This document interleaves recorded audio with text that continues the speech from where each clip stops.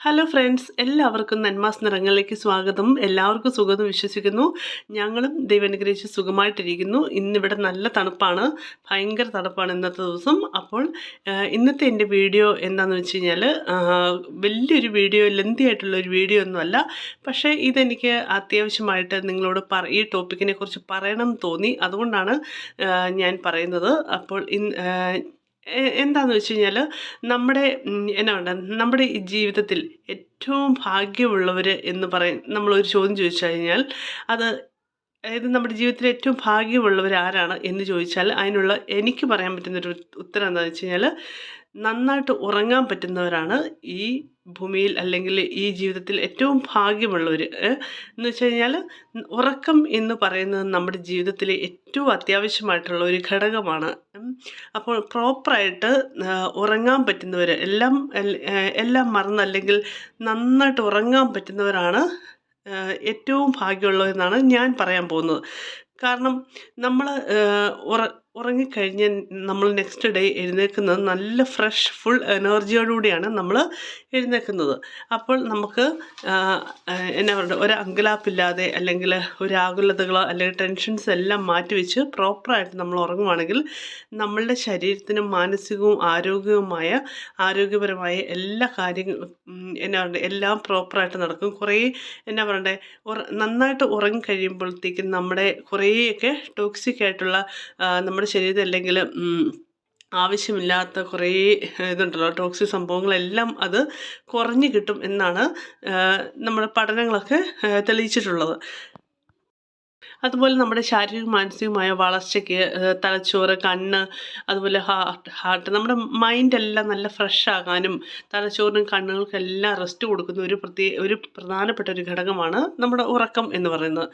അതുപോലെ നമ്മൾ ഒരു മനുഷ്യൻ, അതായത് ഒരു അഡൽട്ട് ഒരു ദിവസം 8 മുതൽ 9 മണിക്കൂർ 9 മണിക്കൂർ അല്ലെങ്കിൽ 8 മണിക്കൂർ മിനിമം 8 മണിക്കൂർ ഉറങ്ങണം എന്നാണ് പഠനങ്ങളൊക്കെ നമ്മൾ കേട്ടിട്ടുള്ളത്.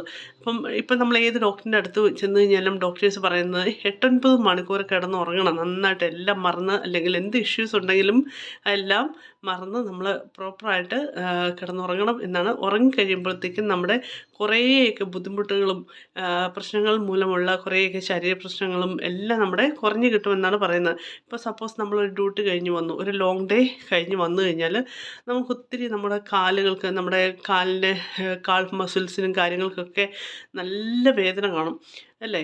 അപ്പം കാരണം നമുക്ക് ബ്രേക്ക് എന്ന് പറയുന്നത് കറക്റ്റായിട്ട് ബ്രേക്ക് നമ്മൾ ഡ്യൂട്ടിക്കിടയ്ക്ക് എടുത്താൽ നമുക്ക് നമ്മുടെ ഈ ലോങ് ഡേ കഴിഞ്ഞൊക്കെ വരുമ്പോഴത്തേക്കും നമുക്ക് ഒത്തിരി ക്ഷീണങ്ങളുണ്ടാകും. അപ്പോൾ നമ്മൾ എന്താ ചെയ്യേണ്ടത്, നമ്മൾ പ്രോപ്പറായിട്ട് കട്ടിലേക്ക് നേരത്തെ കയറി ഫുഡ് കഴിച്ച് നേരത്തെ കയറി കിടന്ന് ഉറങ്ങുവാണെങ്കിൽ നമ്മുടെ കുറേ പ്രശ്നങ്ങൾ, അതായത് പിറ്റേ ദിവസം രാവിലെ എഴുന്നേൽക്കുമ്പോഴത്തേക്കും നമ്മുടെ കാലിൻ്റെ വേദനകളും നമ്മൾ എല്ലാം മാറി നമ്മൾ ഫുൾ ഒരു എനർജിയോടുകൂടിയാണ് നമ്മൾ തിരിച്ചെഴുന്നേൽക്കുന്നത്. ശരിയല്ലേ? അതുപോലെ നമ്മൾ പ്രത്യേകിച്ച് നൈറ്റ് ഡ്യൂട്ടിയൊക്കെ ചെയ്യുന്നവർ നൈറ്റൊക്കെ കഴിഞ്ഞ് വന്ന് പ്രോപ്പറായിട്ട് കിടന്നുറങ്ങണം. പ്രത്യേകിച്ച് നൈറ്റിൽ ശരിക്കും പറഞ്ഞു കഴിഞ്ഞാൽ കിടന്നുറങ്ങേണ്ട സമയമാണ്. പക്ഷേ നമ്മുടെ സാഹചര്യമല്ലേ, നമ്മുടെ ഡ്യൂട്ടിയുടെ കാര്യങ്ങളൊക്കെ, ഡ്യൂട്ടിയുടെ ഓരോ ഷിഫ്റ്റും കാര്യങ്ങളൊക്കെ നമുക്ക് മാറി മാറി വരും. ചിലപ്പോൾ നൈറ്റൊക്കെ ചെയ്യേണ്ടി വരും.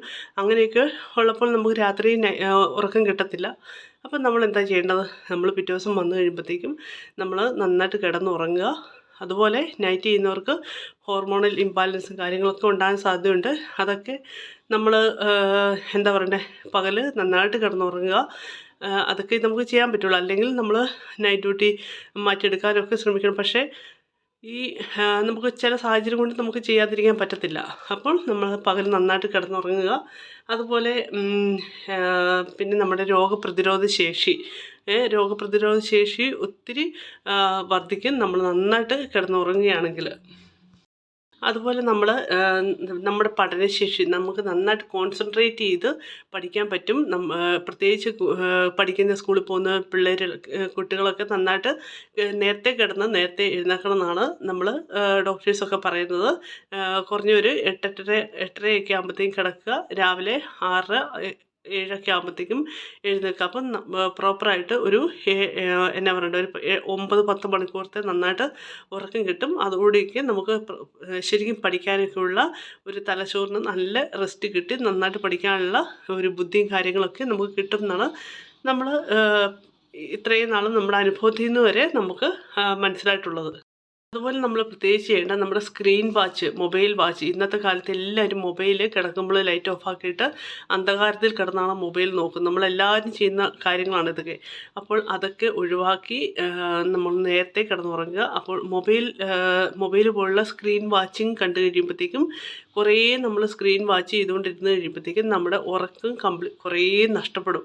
അതൊരു ലോക സത്യമാണ്. അപ്പം നമ്മൾ എന്നാ പറയണ്ടേ അത് കുറേ നമ്മൾ ഒഴിവാക്കുകയാണെങ്കിൽ നമുക്ക് നന്നായിട്ട് കിടന്നുറങ്ങാനും പറ്റും. അപ്പോൾ ഉറക്കം എന്ന് പറയുന്നത് നമ്മുടെ ജീവിതത്തിലെ ഏറ്റവും അത്യാവശ്യ ഘടകമാണ്. എല്ലാവരും നന്നായിട്ട് കിടന്നുറങ്ങുക, സമയം കിട്ടുമ്പോഴൊക്കെ കിടന്നുറങ്ങുക. അതുപോലെ പകലുള്ള ഉറക്കം കുറേയൊക്കെ ഒഴിവാക്കാൻ നോക്കുക. പകൽ നമുക്ക് ഒരു മാക്സിമം 1 മണിക്കൂർ അല്ലെങ്കിൽ 1.5 മണിക്കൂർ കിടന്നുറങ്ങുക. പകൽ നന്നായിട്ട് ഉറങ്ങിക്കഴിഞ്ഞാൽ പിന്നെ രാത്രിക്കത്തെ ഉറക്കം നഷ്ടപ്പെടും. അതുകൊണ്ട് പകൽ മാക്സിമം ശരീരത്തിന് റെസ്റ്റ് കിട്ടാൻ വേണ്ടി നമ്മൾ 1 മണിക്കൂർ ഉറങ്ങുക. അതിന് ശേഷം എഴുന്നേൽക്കുക, ബാക്കിയുള്ള കാര്യങ്ങളൊക്കെ ചെയ്യുക. പിന്നെ അതുപോലെ നൈറ്റ് ആകുമ്പോഴത്തേക്കും നേരത്തെ കിടന്ന് നേരത്തെ എഴുന്നേൽക്കുക. അതാണ് നമ്മളേറ്റവും അത്യാവശ്യമായിട്ട് ചെയ്യേണ്ടത്. അപ്പോൾ നിങ്ങൾക്കെല്ലാവർക്കും ഈ ഉറക്കത്തിൻ്റെ ഇമ്പോർട്ടൻസ് എന്താണെന്ന് മനസ്സിലായി എന്ന് വിശ്വസിക്കുന്നു. നിങ്ങൾക്കെല്ലാവർക്കും അറിയാവുന്നൊരു കാര്യമാണ്. ഞാൻ പിന്നെ ഒരു വീഡിയോ എൻ്റെ ഒരു ആഗ്രഹം കൊണ്ട് ഒരു വീഡിയോ ഇട്ടെന്നേ ഉള്ളൂ. അപ്പോൾ നിങ്ങൾക്കെല്ലാവർക്കും ഈ വീഡിയോ ഇഷ്ടപ്പെട്ടെന്ന് വിചാരിക്കുന്നു. ഇഷ്ടപ്പെട്ടെങ്കിൽ ലൈക്ക് ചെയ്യുക, സബ്സ്ക്രൈബ് ചെയ്യുക. നമുക്ക് അടുത്തൊരു വീഡിയോയിൽ കാണാം. Thank you so much.